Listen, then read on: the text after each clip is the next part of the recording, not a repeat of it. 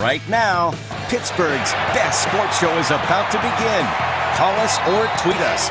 We got things to talk about on the Ireland Contracting Nightly Sports Call. All right, Ken, thanks very much. Good evening, everyone, and welcome to another edition of the Ireland Contracting Nightly Sports Call right here on the Bordis & Bordis hotline, which is 412-575-2600.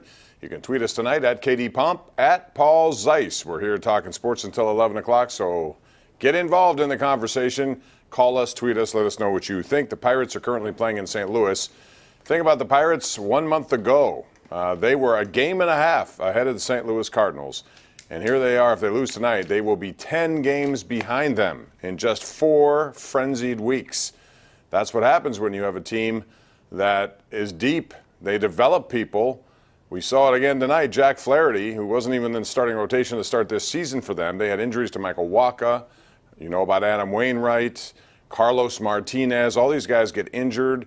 Gregerson in the bullpen. And then what happens? They give a 22-year-old named Jack Flaherty a chance. He's emerged as one of the better pitchers in the National League. Currently on the mound is a 21-year-old named Jordan Hicks, 21-22.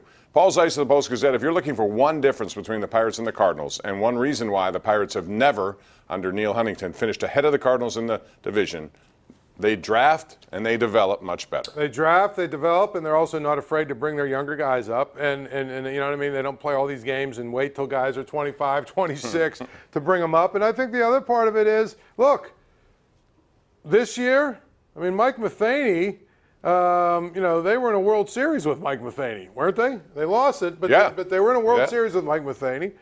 You know what? It was time. Hey, you're not getting it done. We need a new voice in the locker room or the clubhouse or whatever you want to call it. Gone. Tommy Pham was a guy that that developed, you know, and he came up, and you know what? He had some disparaging things to say about the organization, and they felt like he was a clubhouse cancer. Gone. I mean, they don't, you know. They also had a shortstop named Diaz who was really good. Right. And he was young, and they said, you know what, we can do without you. And they brought up Paul DeYoung, who's 25 years old, and he plays there and plays very well. I made a list here. Actually, Steve from our sports department did this. I asked him to do it because I knew there were a lot. Jordan Hicks is 21. John Gant is 26. Jack Flaherty, who started tonight, 22. Dakota Hudson, who's in the bullpen warming up, is 23. Luke Weaver, 25. Jose Martinez, 28. Jairo Munoz, 23. Tyler O'Neill and Harrison Bader, both are in the outfield right now, 23 and 24 years old, respectively, and Paul DeYoung, 25. And if you remember, you know, when they went through the World Series a few years ago, they had all those guys like Trevor Rosenthal, wasn't he? He was like a 23-year-old, 24-year-old. Yep. Seth Maness was the guy that came brought out of the, you know what I mean? He was a 21, 22-year-old. Wacha was a 21, but they bring them in, they develop them. Exactly. And whatever the reason. They develop them, and they're not afraid to play them when they're young. That's the other part of it. And here's one last thing I'll tell you.